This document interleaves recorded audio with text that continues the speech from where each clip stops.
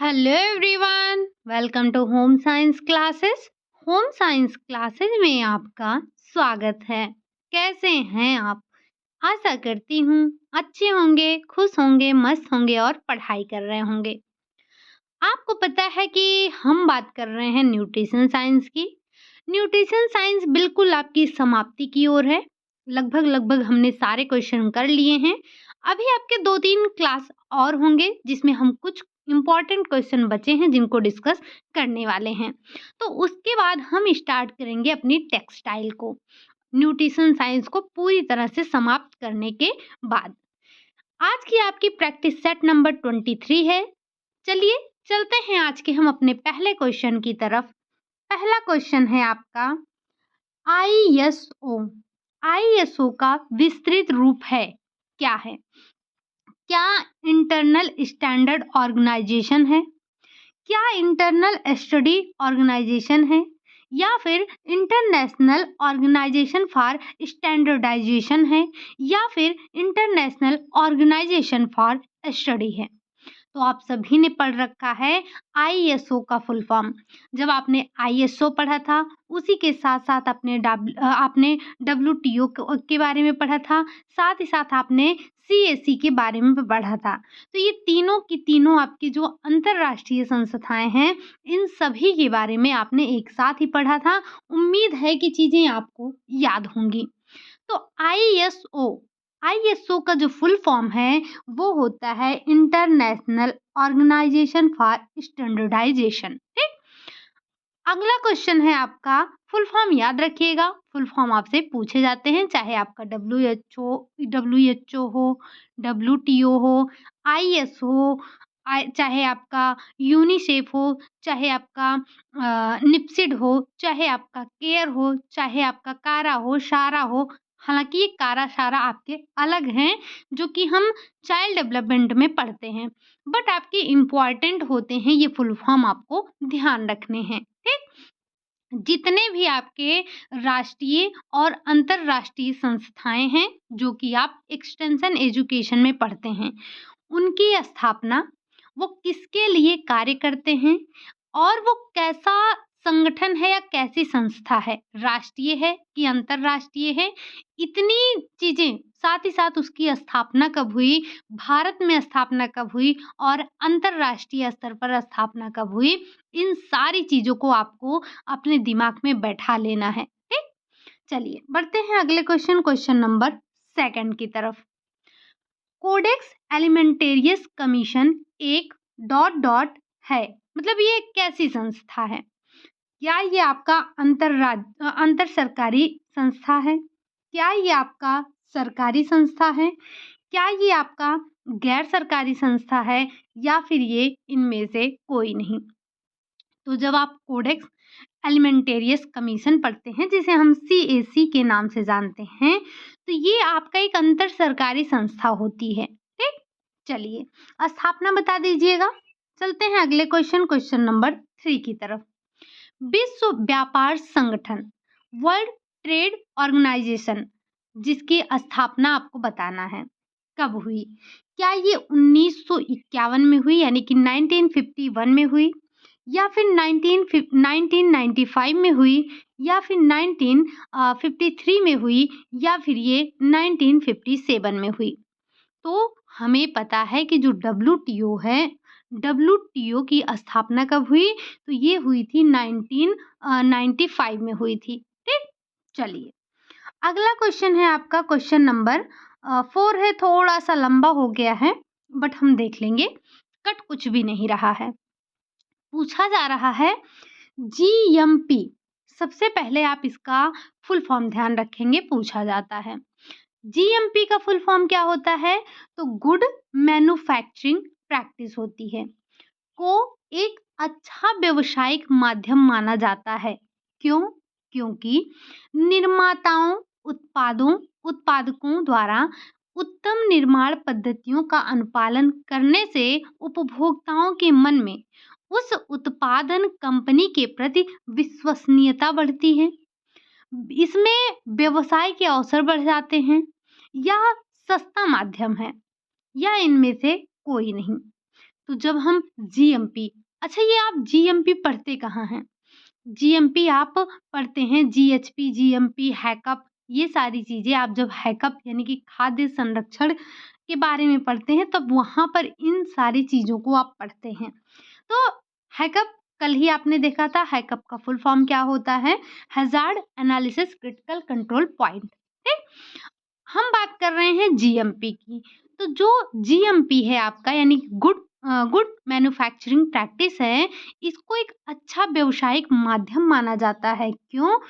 क्योंकि निर्माताओं, उत्पादकों द्वारा उत्तम निर्माण पद्धतियों का अनुपालन करने से उपभोक्ताओं के मन में उत्पादन कंपनी के प्रति विश्वसनीयता बढ़ती है, ठीक? तो राइट आंसर आपका हो जाएगा पहला वाला। बढ़ते हैं अगले क्वेश्चन नंबर 5 की तरफ। क्वेश्चन नंबर 5 आपसे कह रहा है, खाद्य जनित सूक्ष्म जैविक रोगों में वृद्धि का मुख्य कारण है। क्या कारण हो सकता है? क्या सूक्ष्म जीवों की अनुकूल क्षमता में वृद्धि है? क्या लोगों में प्रतिजैविक अवरोधकता है? या फिर परिवर्तित मानवीय सुग्राहिता है? या उपरोक्त सभी? तो इसका राइट आंसर हो जाएगा कि जो खाद्य जनित सूक्ष्म जैविक रोगों में वृद्धि का मुख्य कारण होता है, ये तीनों ही होते हैं। सूक्ष्म जीवों की अनुकूल क्षमता में वृद्धि होने से होता है, लोगों में प्रतिजैविक अवरोधकता की वजह से होता है, या एक कारण ये भी होता है क्या? परिवर्तित मानवीय सुग्राहिता। यानी कि ये तीनों के तीनों कारण होते हैं खाद्य जनित सूक्ष्म जैविक रोगों की वृद्धि में, ठीक? चलिए बढ़ते हैं अगले क्वेश्चन नंबर 6 की तरफ।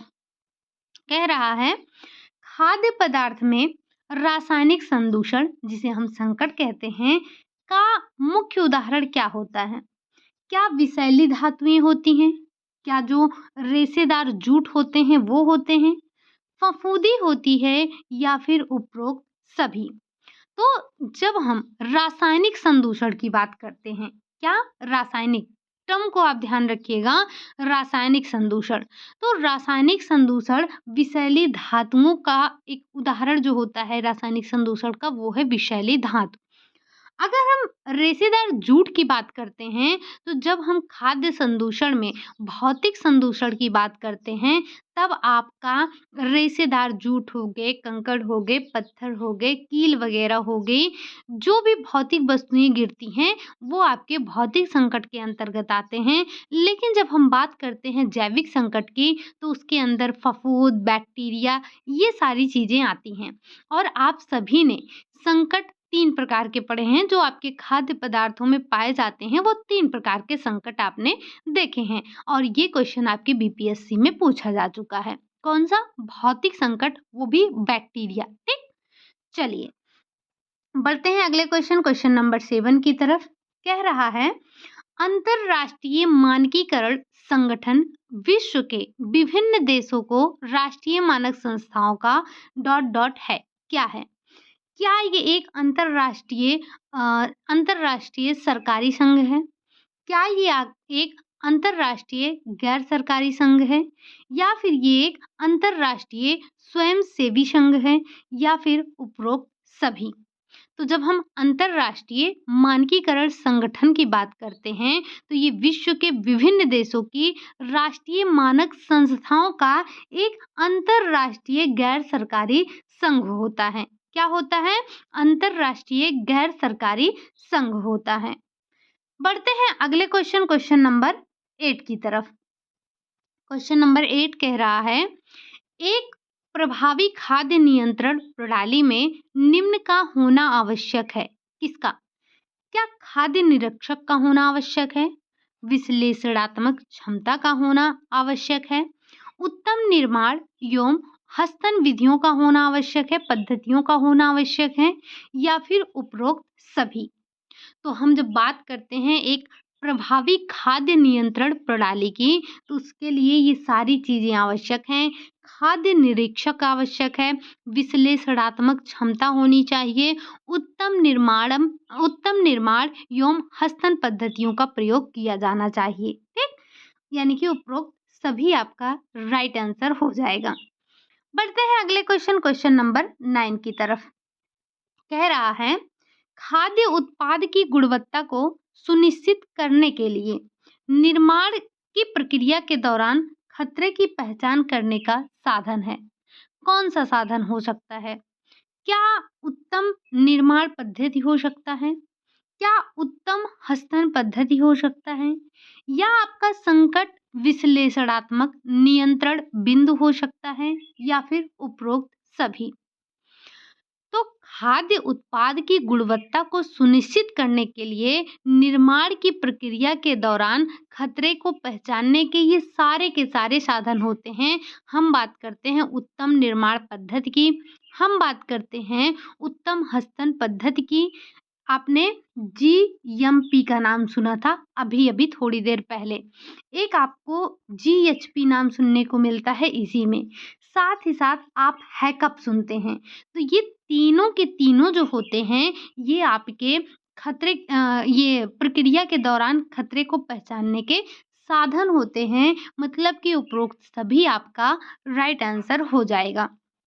अब यहाँ पर अगर ये तीनों बिंदु आपके समक्ष आ गए हैं, चाहे हम बात करें जीएमपी की, चाहे हम बात करें जीएचपी की, चाहे हम बात करें हैकअप की, ठीक, जरा इनके फुल फॉर्म एक साथ बताइएगा इंग्लिश में। तो बढ़ते हैं अगले क्वेश्चन की तरफ। और हाँ, एक बात ध्यान रखिएगा, जैसे जो आपके फुल फॉर्म पूछे जाते हैं वो आपको ऐसे नहीं लिख के देंगे, मतलब ऐसे नहीं देंगे कि आप जो है बताएं जीएमपी का फुल फॉर्म और आपको ये हिंदी में दे दे, नहीं, ऐसा नहीं रहेगा।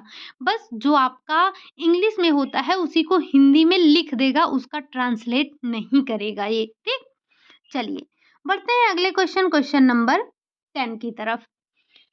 प्रक्रिया से यह सुनिश्चित किया जाता है, मतलब कि किस प्रक्रिया से ये सुनिश्चित किया जाता है कि खाद्य पदार्थ उपभोग के लिए सुरक्षित हैं, यानी कि वह उपभोक्ताओं को किसी प्रकार का नुकसान नहीं पहुंचाएंगे। तो आप इसमें से किस प्रक्रिया के द्वारा इस चीज को आप सुनिश्चित करते हैं?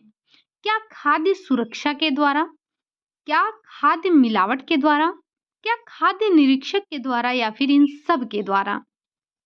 तो जो ये खाद्य सुरक्षा होता है, खाद्य सुरक्षा प्रक्रिया से ये सुनिश्चित किया जाता है कि जो खाद्य पदार्थ है ये उपभोग के लिए सुरक्षित है। मतलब कि जब हम इस खाद्य पदार्थ को खाएंगे तो ये हमें कोई नुकसान नहीं पहुंचाएगा, ठीक। चलिए बढ़ते हैं अगले क्वेश्चन, क्वेश्चन नंबर 11 की तरफ। लकड़ी, पत्थर, कीट के अंश, बाल इत्यादि किस खतरे के उदाहरण हैं? क्या ये रासायनिक खतरा है? क्या ये जैविक खतरा है? क्या ये भौतिक खतरा है, या फिर इनमें से कोई नहीं? ये आपके कील, आप इसे कील बना लीजिएगा। कील जैसे जो आपके ये नट बोल्ट वगैरह होते हैं, ये आपकी बुक में भी दिया गया है नट बोल्ट नाम, ठीक। तो जब हम पत्थर, लकड़ी, कील, कंकड़ इन सब की बात करते हैं, बाल हो गया, तो ये सारे के सारे आपके भौतिक खतरे में आते हैं। क्योंकि अभी-अभी हमने आपको इन तीनों खतरों के बारे में बताया था कि इसमें से कौन-सा रासायनिक खतरा होता है। जैसे जैसे जो हमारे यहाँ कल भी हमने आपको ये एग्ज़ाम्पल दिया था कि जब हमारे खाद्य पदार्थ में, यानी कि जो हमारे यहाँ धान, गेहूँ लगाए जाते हैं, तो आप देखते होंगे कि हम उनमें दवा का छिड़काव करते हैं। तो जब दवा का छिड़काव करते हैं तो वो जो दवा डाली जाती है, क्या वो सिर्फ़ कीटाणुओं के लिए नुकसानप्रद है? हमारे लिए नहीं है? है। हमें भी नुकसान पहुँचाता है। तो कुछ मिलावट ऐसे होते हैं जो जाने-अनजाने होते हैं, यानी कि कुछ मिलावट ऐसे होते हैं जो कि हम जानबूझकर करते हैं, लेकिन वहीं कुछ मिलावट ऐसे होते हैं जो कि हमसे अनजाने में हो जाते हैं। जैसे अभी दवा की बात की, तो हम इसलिए दवा नहीं छिड़कवाते हैं ताकि हमें नुकसान हो, बल्कि दवा इसलिए छिड़कवाते हैं ताकि जो कीट हैं वो हट जाएँ, हमारी जो फसल है वो बच जाए। वहीं जब हम और जाने-अनजाने की बात करें, तो भौतिक मिलावट की बात करें, तो आपने देखा होगा कि जैसे कुछ दुकानदार अपने फ़ायदे के लिए, जैसे दाल हो गया, गेहूँ हो गया, चावल हो गया, तो उसमें कंकड़-पत्थर मिला देते हैं। तो वो अपने फ़ायदे के लिए मिलाते हैं। रासायनिक खतरों में ही जो आपके घरों से अपमार्जक निकलता है, हमारे फसलों में जाता है, ये हमें नुकसान पहुँचाते हैं, ये भी आपके रासायनिक में आते हैं। भौतिक में आपने देखा ही ये उदाहरण। बात कर लेते हैं जैविक में, तो जैविक में 2 खतरे होते हैं। एक ऐसे होते हैं जिन्हें हम देख नहीं सकते यानी कि सूक्ष्म जैविक, और एक ऐसे होते हैं जिनको हम देख सकते हैं। तो जिसे नहीं देख सकते उसमें आपके फफूंदी हो गए, बैक्टीरिया हो गए, ये सारी चीज़ें आते हैं। और जिसे आप देख सकते हैं उसमें आपके जैसे कोई भी कीट हो गया, कॉकरोच हो गया, मक्खी हो गए, मच्छर हो गए, ये सारी चीज़ें आती हैं। बढ़ते हैं अगले क्वेश्चन नंबर 12 की तरफ। वर्ष 2017 में कितने देश कोडेक्स एलिमेंटेरियस कमीशन के सदस्य थे? क्या 187 देश थे, 82 थे, 89 थे या फिर 85 थे? तो जब हम कोडेक्स एलिमेंटेरियस में 2017 तक की बात करते हैं तो यहाँ पर 187 सदस्य थे। कितने थे? 187। अगला क्वेश्चन है, क्वेश्चन नंबर 13 है। कह रहा है किसी खाद्य पदार्थ की गुणवत्ता का निर्धारण करते समय उनके निम्न गुण का आकलन किया जाता है। किन गुणों का?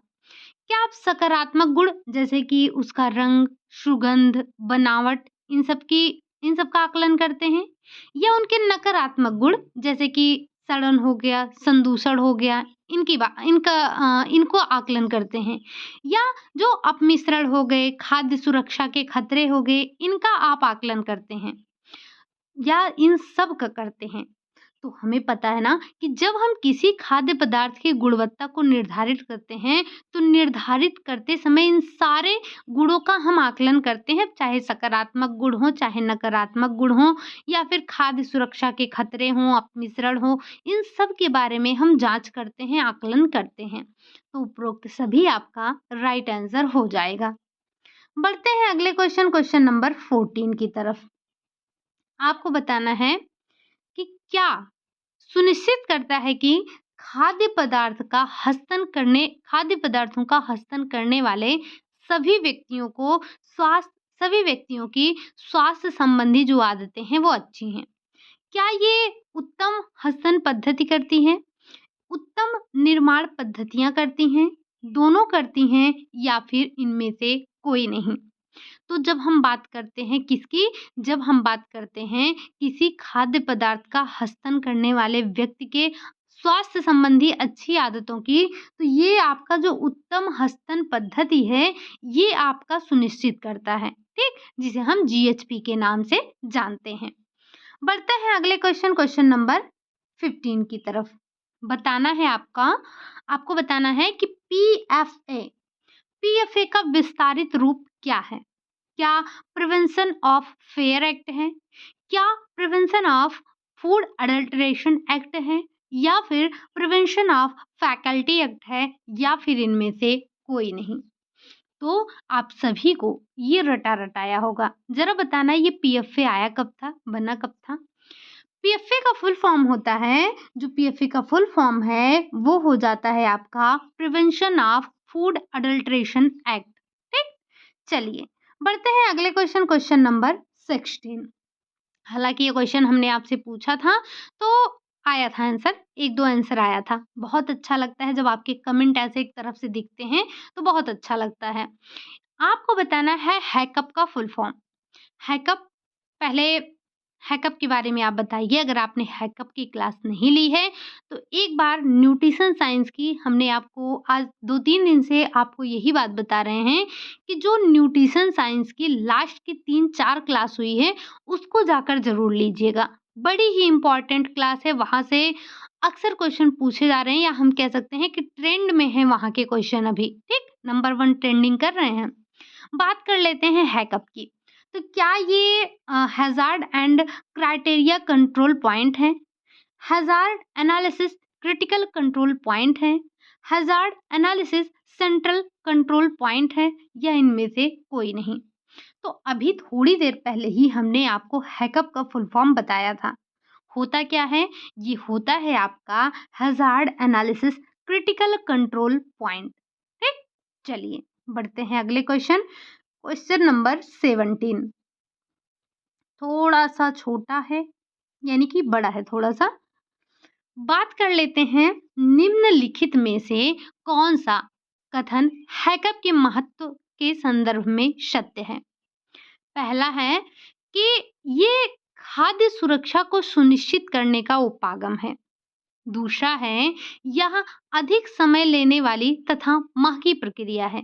तीसरा है, ये निरीक्षण तथा प्रशिक्षण के दौरान कोई भी समस्या केवल तभी पकड़ में आती है जब वह उत्पन्न होती है। उपरोक्त सभी। अगर आपने हैकअप की क्लास ली होगी तो आपको समझ में आ रहा होगा कि यहाँ पर जितना भी कथन दिया गया है, यानी कि ये जो 3 बिंदु आपको हैकअप के बारे में दिए गए हैं, ये बिल्कुल सही हैं। क्या?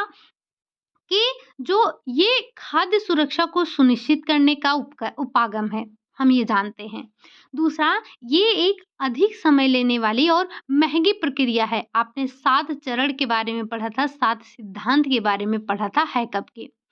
अगला है, इसमें जब निरीक्षण और प्रशिक्षण के दौरान आप कोई समस्या तभी आप इसमें पकड़ सकते हैं जब वो उत्पन्न हो, उससे पहले आप नहीं पकड़ सकते हैं। तो हैकअप के बारे में बताए गए ये तीनों बिंदु बिल्कुल सही हैं। इसे कहीं न कहीं नोट डाउन कर लीजिएगा अगर आपने क्लास नहीं ली है।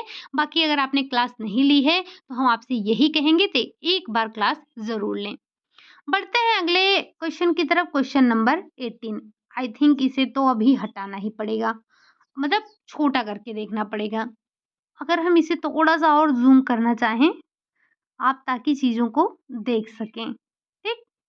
आई थिंक अभी आपको चीज़ें दिख रही होंगी। अ, या अभी सब आपको दिख रहा होगा। हम बात कर रहे हैं खाद्य विषाक्तता के संदर्भ में कौन-सा कथन सत्य है? कई जीवाणु हानिकारक आविष उत्पन्न करते हैं जो जीवाणुओं रोगाणुओं के नष्ट हो जाने पर भी खाद्य पदार्थ में बने रहते हैं।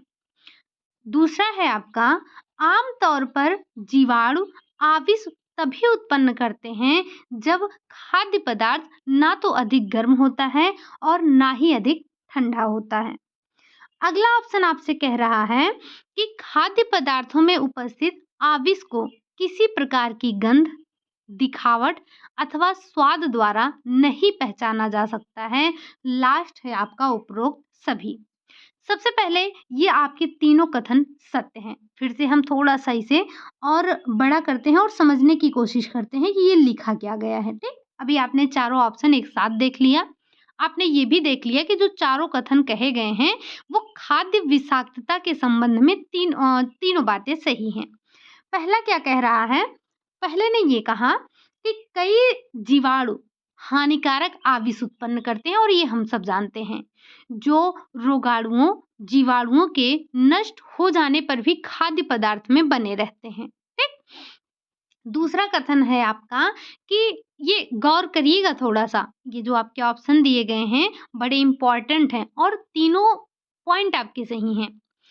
अगला ऑप्शन था आपका, आमतौर पर जीवाणु आविष तभी उत्पन्न करते हैं जब खाद्य पदार्थ ना तो अधिक गर्म होता है और ना ही अधिक ठंडा होता है। यानी कि जब आप अपने, अच्छा, खतरे का ज़ोन आपने पढ़ा है, अभी 2 दिन पहले ही हमने खतरे का ज़ोन पढ़ा था। खतरे का कह सकते हैं परास क्षेत्र आपने पढ़ा था कि कितने टेम्परेचर से लेकर कितने टेम्परेचर तक जो आपके जीवाणु होते हैं वो बहुत ज़्यादा पनपते हैं। क्योंकि आपको पता है कि कुछ जीवाणु, हमारे कुछ बैक्टीरिया ऐसे होते हैं जो कि कम तापमान पर वृद्धि करते हैं और कुछ जो आपके बैक्टीरिया होते हैं कि अधिक तापमान पर भी वृद्धि करते हैं, ठीक? तो आप ज़रा हमें ये बताएँगे कि वो जो खतरे का ज़ोन है वो क्या है? कितने डिग्री सेल्सियस से कितने डिग्री सेल्सियस तक?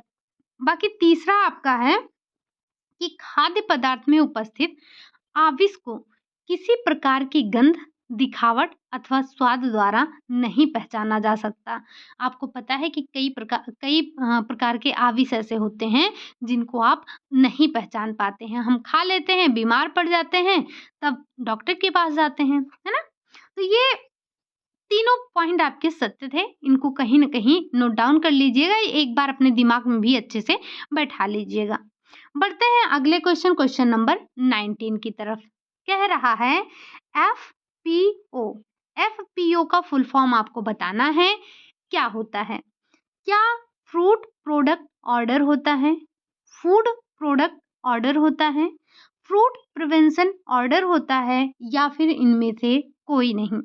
तो जब आप PFA का फुल फॉर्म पढ़ते हैं तो वो होता है आपका फ्रूट प्रोडक्ट ऑर्डर। ठीक, चलिए बढ़ते हैं अगले क्वेश्चन नंबर 20 की तरफ। कह रहा है गर्भावस्था में महिला के आहार को निर्धारित करते समय किस तथ्य पर ध्यान रखना चाहिए? महिला के व्यवसाय का, गर्भस्थ शिशु की आहार संबंधी आवश्यकता का, वातावरण का या फिर उपरोक्त सभी का। तो जब आप एक गर्भवती महिला के लिए आहार का आयोजन कर रहे हैं तो आपको इन सारी बातों का ध्यान रखना है कि जो गर्भस्थ महिला है, गर्भवती महिला है, उसका व्यवसाय क्या है। गर्भवती जो महिला है उसके शिशु यानी कि जो गर्भस्थ शिशु है उसके आहार संबंधी आवश्यकताएं क्या हैं, जिस वातावरण में महिला रह रही है उसका वातावरण कैसा है, यानी कि आपको इन सभी बिंदुओं का ध्यान रखना चाहिए। बढ़ते हैं हम अगले क्वेश्चन नंबर 21 की तरफ। दूध को एक संपूर्ण तथा आदर्श आहार क्यों माना जाता है? अच्छा, यहाँ फिर से एक आहार की बात आई तो आप हमें एक क्वेश्चन था कल कि हमने आपसे पूछा था कि तरल आहार है इसमें से, उसमें था घुटी दाल थी, दूध था, नींबू का पानी था, शायद एक और कोई था। तो किसी ने ये कहा कि हम नींबू पानी को क्यों नहीं तरल आहार कह सकते हैं? आप ये क्वेश्चन आप तब हमसे कर रहे हैं क्योंकि आपने आहार वाला टॉपिक नहीं पढ़ा है। वहाँ पर आपसे चर्चा की गई है स्पष्ट तरल आहार, अर्ध तरल आहार, सौम्य आहार। आपने कितने प्रकार के ठोस आहार, कितने प्रकार के आहार पढ़े हैं। आपसे यही कहेंगे कि आप एक बार जाकर आहार वाला क्लास लीजिए। देखिए कितने प्रकार के आहार हैं और ऑप्शन के अकॉर्डिंग आपका कौन-सा राइट आंसर हो सकता है। ठीक? चलिए, बाकी हम बात कर रहे हैं दूध को एक संपूर्ण तथा आदर्श आहार क्यों माना जाता है। इसमें आहार के सभी पोषक तत्व पाए जाते हैं, ये सुपाच्य होता है, ये सभी आयु वर्ग के व्यक्तियों के लिए उपयोगी होता है, उपरोक्त सभी। तो हम दूध को एक संपूर्ण आहार, एक आदर्श आहार इसलिए कहते हैं क्योंकि ये इसमें इस आहार में सभी पोषक तत्व पाए जाते हैं, आयरन को छोड़कर, आयरन और विटामिन सी सभी पोषक तत्व पाए जाते हैं। साथ ही साथ ये आपका सुपाच्य भी होता है और ये हर एक उम्र के व्यक्ति के लिए, हर एक आयु वर्ग के व्यक्ति के लिए ये उपयोगी होता है। ठीक? तो उपरोक्त सभी आपका राइट आंसर हो जाएगा। बढ़ते हैं अगले क्वेश्चन नंबर 22 की तरफ। दूध से बना घी क्या है? क्या एक उत्तम आहार है? भोजन तलने में सहायक पदार्थ है? शुद्ध वसा है या फिर इनमें से कोई नहीं? तो आपको पता है कि जो दूध से बना हुआ घी है, यानी कि दूध से पहले हम दही बनाते हैं, दही से हम मक्खन निकालते हैं, मक्खन से हम घी बनाते हैं। ज़रा आप बताएँगे कि मक्खन में कौन-सा अम्ल पाया जाता है? एक अम्ल पाया जाता है, वो कौन-सा अम्ल है जो मक्खन में पाया जाता है? ठीक? तो यहाँ घी की बात कर रहे हैं, तो घी आपका उत्तम आहार में नहीं आता है। हाँ, भोजन तलने में सहायक है, चीज़ों को हम तलकर खाते हैं, बट ये हमारा आंसर नहीं होगा। शुद्ध वसा होती है, जो दूध की बनी हुई घी होती है या दूध से बनाया गया घी होता है, वो आपका शुद्ध वसा होता है। बढ़ते हैं अगले क्वेश्चन की तरफ, क्वेश्चन नंबर 23। दूध में पाई जाने वाली सुगंध किस तत्व के कारण होती है?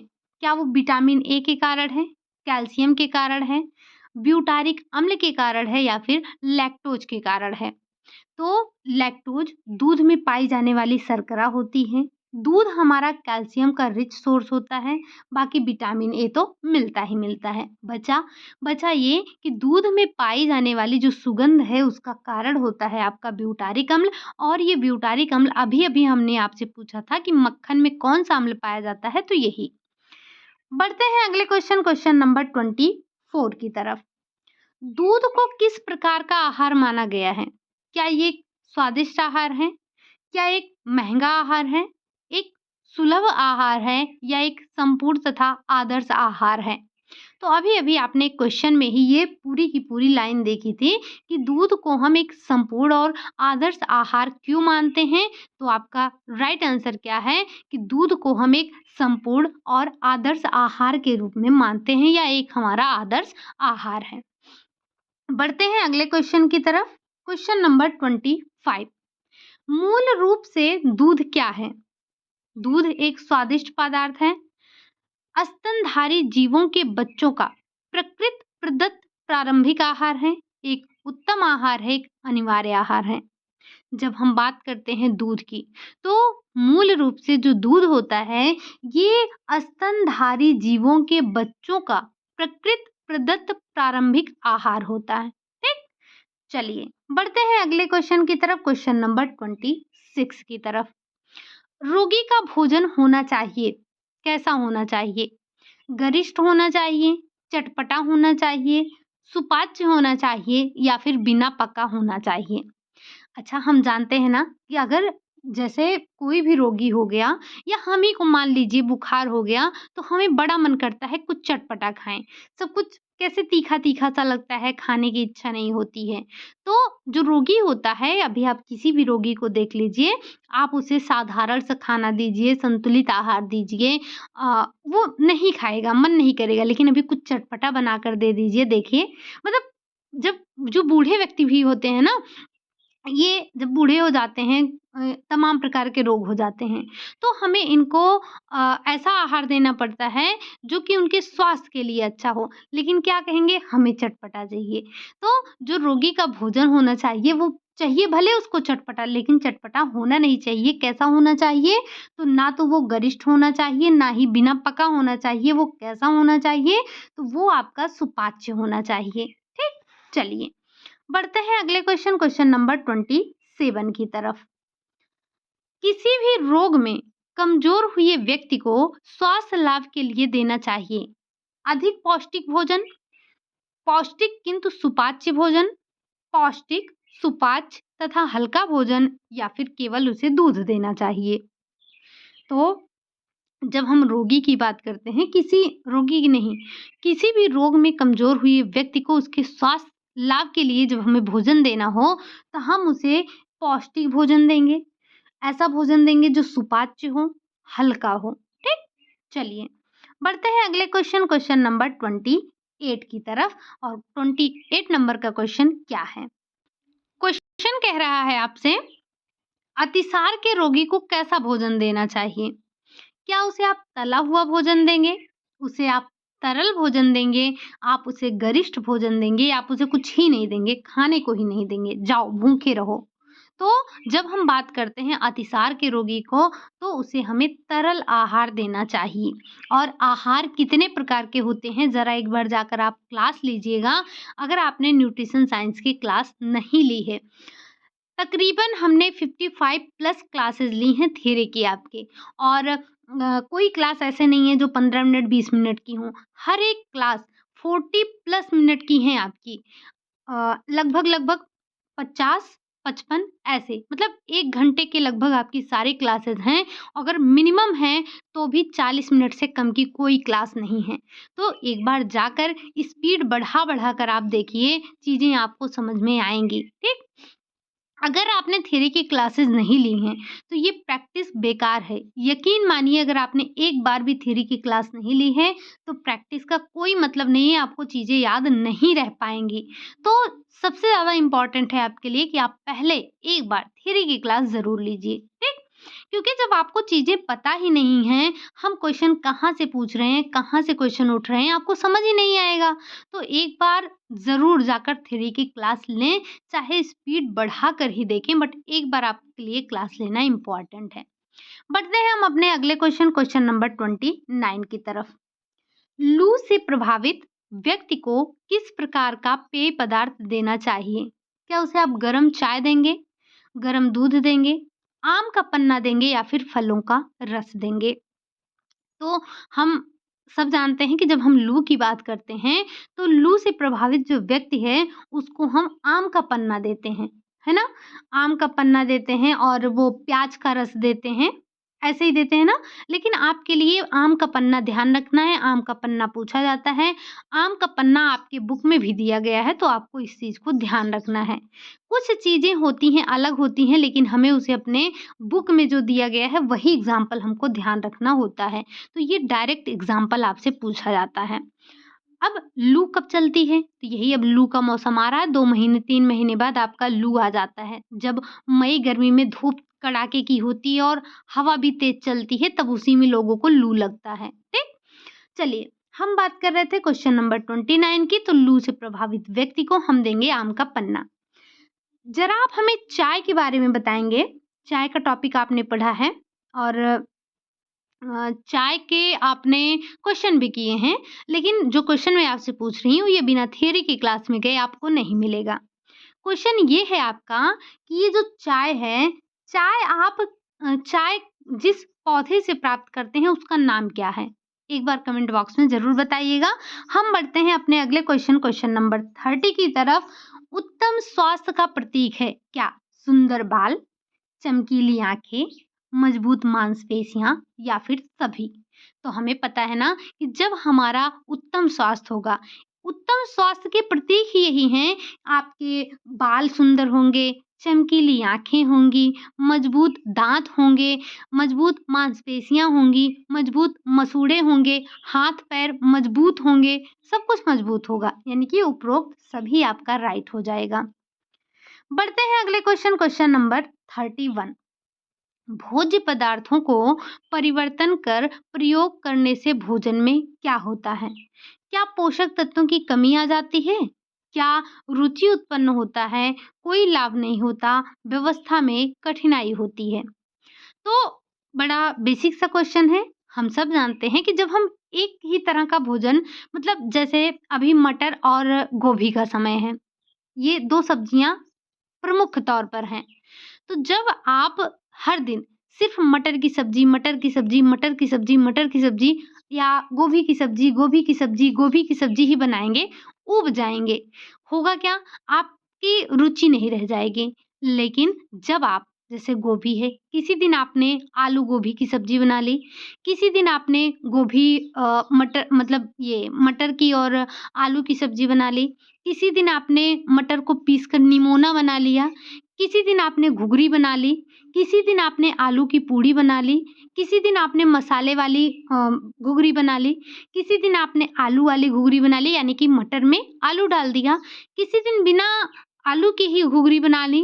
तो जब आप अपने भोज्य पदार्थों में परिवर्तन करेंगे, तो आप में रुचि उत्पन्न होगी उसके प्रति।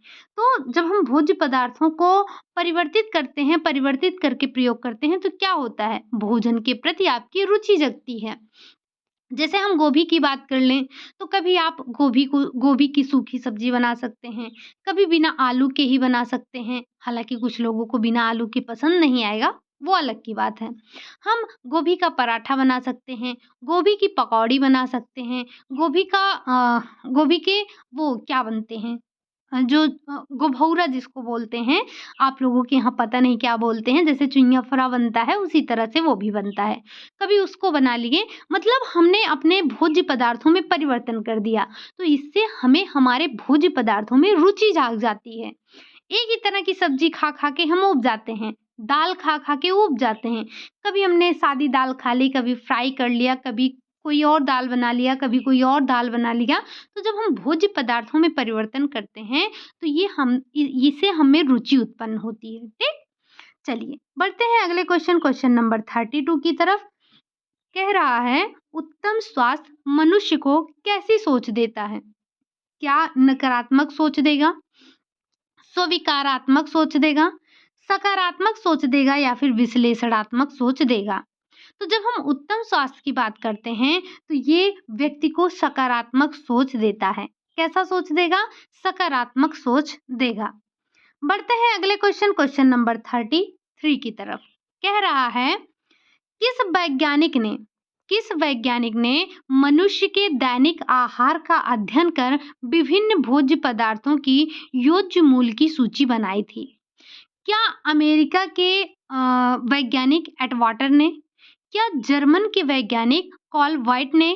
क्या जर्मन के वैज्ञानिक वान लिविंग ने? या फिर नीदरलैंड के वैज्ञानिक मुल्डर ने? तो हम ये जानते हैं ना। अच्छा, सबसे पहले आप ये बताइए कि मुल्डर का नाम आपने कहाँ सुना है? किस चीज़ की इन्होंने खोज की थी? तो जब हम बात करते हैं किस वैज्ञानिक ने मनुष्य के दैनिक आहार का अध्ययन कर विभिन्न भोज्य पदार्थों की योज्य सूची बनाई थी, तो वो बनाई थी आपके अमेरिका के वैज्ञानिक अटवाटर ने। किसने? अमेरिका के वैज्ञानिक अटवाटर ने बनाई थी। ठीक, चलिए बढ़ते हैं अपने अगले क्वेश्चन नंबर 34 की तरफ। कह रहा है गोल्ड ब्रेगर ने किस विषय पर अध्ययन किया है? घेंघा पर, पेलाग्रा पर, ऊर्जा पर या फिर गति पर? तो ध्यान रखेंगे जब हम बात करते हैं गोल्ड ब्रेगर की, तो इन्होंने पेलाग्रा पर खोज किया था या प्लेग्रा पर अध्ययन किया था, खोज नहीं अध्ययन किया था। जरा आप हमें ये बताएंगे कि ये जो पेलाग्रा रोग हो रहा है ये किसकी कमी से हो रहा है, किस विटामिन की कमी से हो रहा है? एक बार आप जरूर बताइएगा। चलते हैं अगले क्वेश्चन नंबर 35। अरस्तु का कथन है स्वस्थ जीवन में स्वस्थ मन का वास होता है। ये कथन सत्य है क्या? ये जो लाइन अभी बोली गई ये अरस्तु का ही कथन है? तो आप बोलेंगे जी हाँ, ये अरस्तु का ही कथन है और बहुत प्रसिद्ध कथन है। बार बार पूछा जाता है कि स्वस्थ जीवन में या स्वस्थ मन में स्वस्थ शरीर में ही स्वस्थ मन का वास होता है। ये कथन किसका है? तो अरस्तु का है। ठीक, चलिए बढ़ते हैं अगले क्वेश्चन नंबर 36। अच्छा प्राणी होना जीवन की सफलता के लिए पहली बात है। अच्छे प्राणियों पर राष्ट्र की खुशहाली निर्भर करती है। ये भी आपका एक कथन है और ये कथन किसका है आपको बताना है। क्या ये वेन जॉनसन का कहना है, हर्बर्ट स्पेंसर का है, टेवर का है या फिर जे.एफ. विलियम का है? तो ये जो कथन है आपका कि अच्छा प्राणी होना जीवन की सफलता के लिए पहली बात है, अच्छे प्राणियों पर राष्ट्र की खुशहाली निर्भर करती है, ये जो कथन बोला गया है ये हर्बर्ट स्पेंसर का कथन है। ठीक, ध्यान रख लीजिएगा, कथन इनका बहुत अच्छा है, पूछा जा सकता है, इम्पॉर्टेंट है। बढ़ते हैं अगले क्वेश्चन नंबर 37। कह रहा है यहाँ पर आपके 3-4 कथन दिए गए हैं, आप सब इनको याद रख लीजिएगा। किस वैज्ञानिक का कहना है कि पोषण एवं उनके बीच का संबंध है एवं इसमें शारीरिक, सामाजिक, वैज्ञानिक एवं जैविक पहलू भी सम्मिलित हैं? क्या ये सुधा नारायण का कथन है, यूडकिन का है, रॉबिन्स का है या फिर टर्नर का है? तो ये कथन है आपके यूडकिन का। नाम थोड़ा सा आप ध्यान रखेंगे। बढ़ते हैं अगले क्वेश्चन नंबर 38। प्रोटीन में मुख्य भाग किसका है? हाइड्रोजन का है, नाइट्रोजन का है, ऑक्सीजन का है या फिर कार्बन का है? तो आपको पता है कि जो प्रोटीन का मुख्य भाग होता है वो आपका होता है, ये इसमें आपका प्रोटीन का मुख्य भाग जो होता है वो नाइट्रोजन होता है। जरा आप बताएंगे कि कितना प्रतिशत होता है? बढ़ते हैं हम अगले क्वेश्चन की तरफ। क्वेश्चन नंबर 39 नंबर का क्वेश्चन कह रहा है माल्टोज क्या है? क्या ये एक जटिल कार्बोज पदार्थ है? क्या ये दूध में पाई जाने वाली शर्करा है, अंकुरित अनाजों की शर्करा है या फिर गन्ने तथा चुकंदर की शर्करा है? हम ये तो देखेंगे ही इस ऑप्शन के अकॉर्डिंग आपका आंसर क्या है, सबसे पहले वही बात कर लेते हैं। तो जो आपका माल्टोज है, माल्टोज अंकुरित अनाजों की शर्करा होती है, ठीक, या अंकुरित अनाजों का शक्कर होता है। आप ये बताएंगे कि जो ये माल्टोज है, माल्टोज हो गया, लैक्टोज हो गया, ग्लैक्टोज हो गया, ये आप कहाँ पढ़ते हैं? कार्बोहाइड्रेट में पढ़ते हैं। तो जब आप कार्बोहाइड्रेट पढ़ते हैं, थोड़ा सा नीचे चलते हैं, जब आप पढ़ते हैं कार्बोहाइड्रेट यानी कि CHO जब पढ़ते हैं तो ये 3 होते हैं। कौन? एक होता है मोनो, एक होता है डाई और एक होता है पॉली। आपको पता है कि जो हमारे मधुमेह के रोगी हैं, हम उनको मोनो और डाई नहीं देते हैं, उनको हम पॉलीफॉर्म देते हैं कार्बोहाइड्रेट का। ये सही है, हम जानते हैं। आप हमें बताएंगे कि जो अभी आपने माल्टोज देखा वो कार्बोहाइड्रेट का कौन सा रूप है? क्या ये मोनो है, डाई है, पॉली है? आप एक बार हमें कमेंट बॉक्स में जरूर बताइएगा। बढ़ते हैं अगले क्वेश्चन नंबर 40 की तरफ। कह रहा है लैक्टोज किस में पाया जाता है?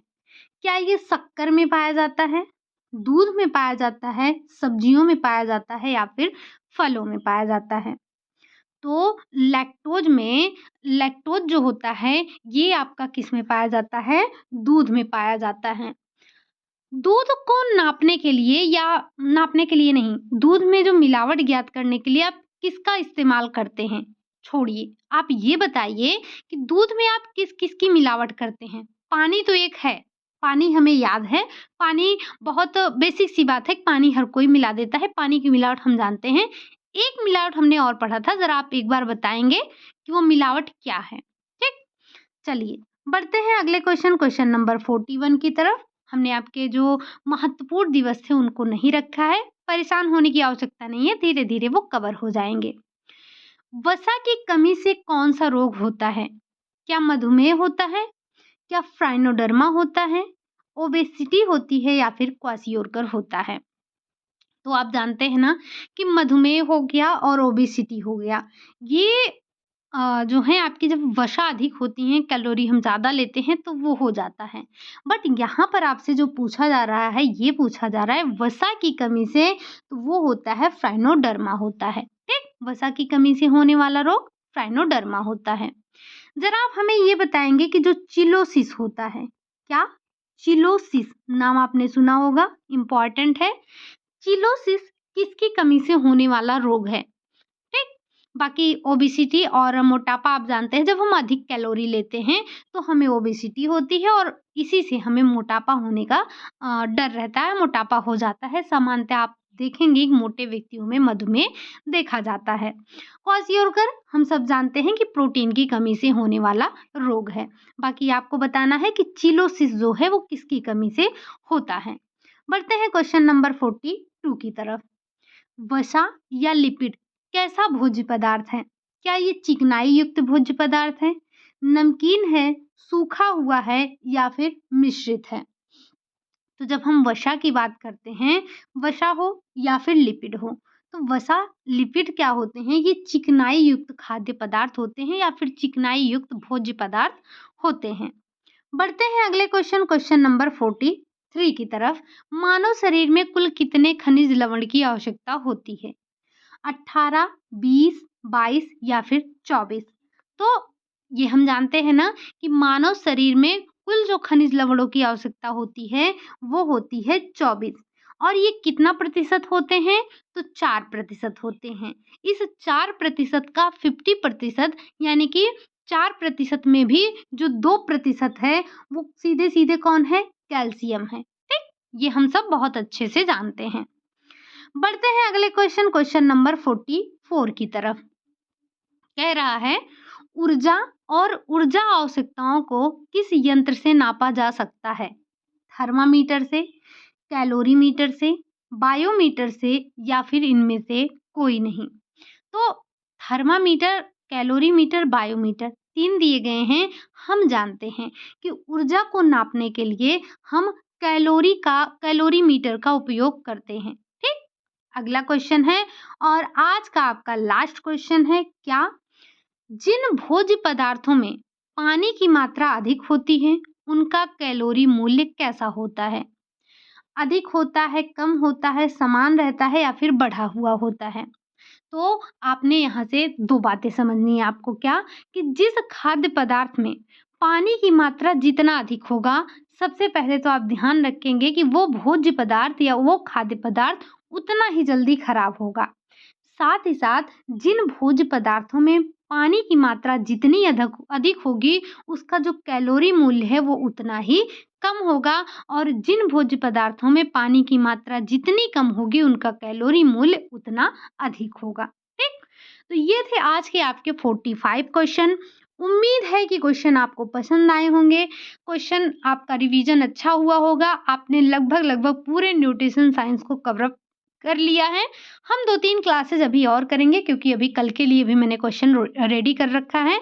बट मैं आपको पहले ही बता दे रही हूँ कि अब हम संडे को कुछ दिन ऑफ रखेंगे, ठीक? थोड़ा-सा टाइम मैनेज नहीं हो पा रहा है, तो हम कोशिश ये करेंगे कि अब संडे के दिन आपकी क्लास ऑफ रखें और संडे को बैठकर आपकी सारी मतलब Monday, Tuesday, Wednesday, Thursday, Friday और सैटरडे, इनके लिए आपका क्वेश्चन तैयार करें।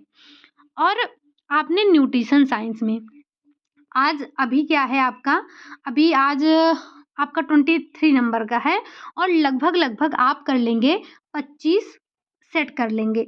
और प्रत्येक क्वेश्चन अगर हम मतलब प्रत्येक सेट में अगर हम बात करें तो मिनिमम आपने 40 क्वेश्चन किया है, बट आपको पता है कि हमने स्टार्टिंग में सिर्फ 2 या 3 दिन ही क्वेश्चन कम रखे थे, उसके बाद से हमने 45 क्वेश्चन ही किए हैं।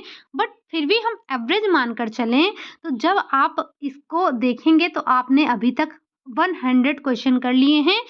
और मुझे ऐसा लगता है कि मैंने आपको रिपीटेड क्वेश्चन नहीं करवाए हैं।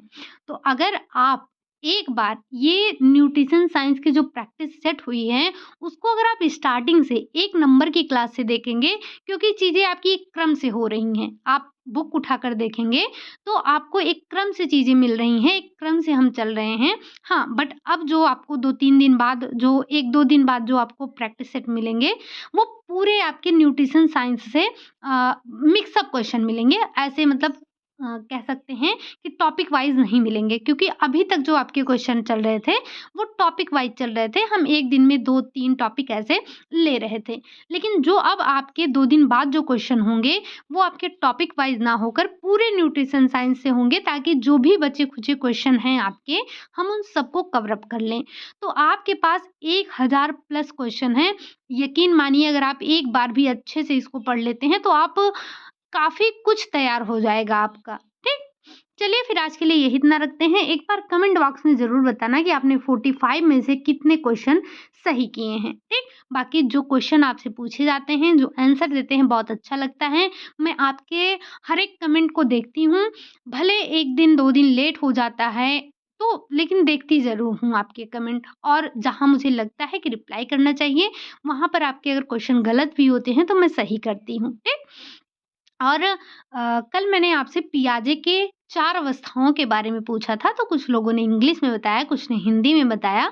बहुत अच्छा लगा, लेकिन एक बात ध्यान रखिएगा, थोड़ा अगर आप इंग्लिश इनके चारों अवस्थाओं को इंग्लिश में याद रखेंगे, तो ज़्यादा अच्छा होगा। क्योंकि हिंदी इनकी ना बहुत हिंदी इनकी कई आपको देखने को मिल जाएँगी, आप जितनी बुक देखेंगे उतना इनका ट्रांसलेट अलग-अलग हुआ है। तो अगर आप इंग्लिश में याद रखते हैं तो ज़्यादा अच्छा रहता है, ठीक? चलिए बस आज के लिए यही इतना रखते हैं। उम्मीद है कि सेशन आपको पसंद आया होगा। अगर अच्छा लगा है तो लाइक करिएगा। चैनल पर पहली बार आए हैं तो चैनल को सब्सक्राइब भी करिएगा। साथ ही साथ जो क्वेश्चन आपसे पूछे गए हैं उसका आंसर ज़रूर दीजिएगा। और अगर आप आंसर नहीं देते हैं तो मैं पेन और नोटबुक लेकर बैठने के लिए क्यों कहती हूँ? ताकि जो क्वेश्चन मैं आपको बोलती हूँ वो आप नोट डाउन कर लें, ठीक? चलिए मिलते हैं नेक्स्ट क्लास में। अगर अभी तक आप में से किसी ने भी टेलीग्राम ज्वाइन नहीं किया है तो आप ज्वाइन कर सकते हैं, लिंक आपको डिस्क्रिप्शन में मिल जाएगा। शाम 5 पीएम पर आपकी क्विज होती है, तो आप उसमें भी पार्टिसिपेट करके अपनी तैयारी को और भी मजबूत बना सकते हैं। क्यों? क्योंकि 45 क्वेश्चन आपके यहाँ होते हैं, 5 क्वेश्चन आपके क्विज में हो जाते हैं, 1 क्वेश्चन आपका कम्युनिटी पोस्ट पर। तो हर दिन आपको 50 क्वेश्चन मिलते हैं, ये कम नहीं है। एक ब्रांच से अगर आप हर दिन 50 क्वेश्चन कर रहे हैं तो ये कम नहीं है, अपने आप में बहुत है, बस रिवीजन करिए, ठीक? चलिए फिर मिलते हैं नेक्स्ट क्लास में, तब तक के लिए खुश रहिए, मस्त रहिए, पढ़ाई करते रहिए, रिवीजन वगैरह करते रहिए। Bye bye, take care.